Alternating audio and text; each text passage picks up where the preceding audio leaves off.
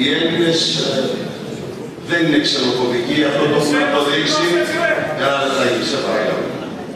Οι Έλληνες δεν είναι ξενοφοβικοί, όμως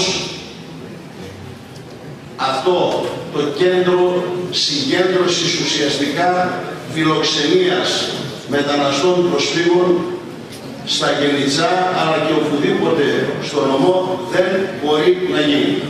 Από εκεί και πέρα, ξεκάθαρα πιστεύω ότι θα πρέπει να υπάρξει δυναμική αντίδραση.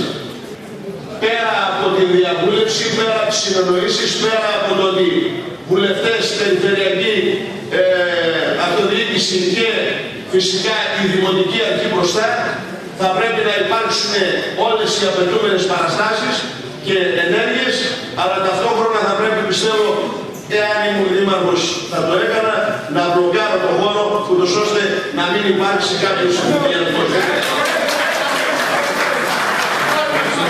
Αυτό το κέντρο συγκέντρωσης ουσιαστικά φιλοξενίας μεταναστών προσφύγων στα Γενιτσά αλλά και οπουδήποτε στο νομό δεν μπορεί να γίνει. Από εκεί και πέρα, ξεκάθαρα πιστεύω ότι θα πρέπει να υπάρξει δυναμική αντίδραση.